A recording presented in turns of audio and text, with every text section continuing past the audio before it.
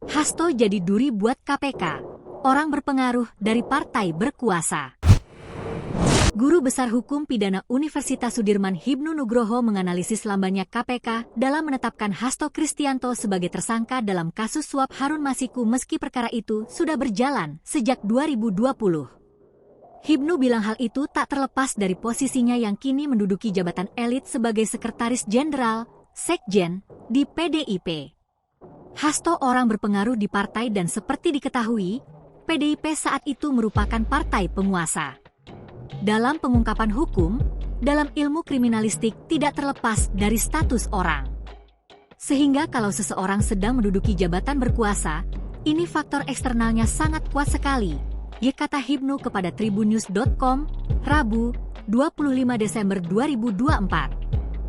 Mantan penyidik KPK Novel Baswedan bahkan bilang, Hasto Kristianto sebenarnya sudah diusulkan menjadi tersangka sejak 2020. Menurut Novel, usulan penyidik saat itu juga sudah berdasarkan bukti-bukti yang cukup.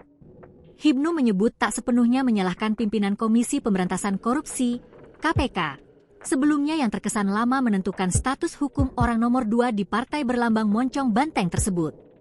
Menurut dia, KPK kala itu dalam posisi menunggu waktu yang tepat untuk menetapkan Hasto sebagai tersangka di kasus Harun Masiku yang kini buron.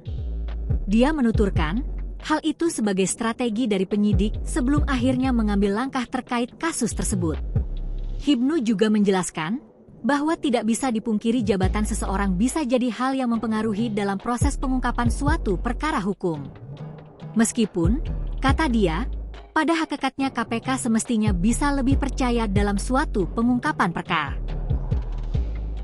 Download Tribun X sekarang, menghadirkan lokal menjadi Indonesia.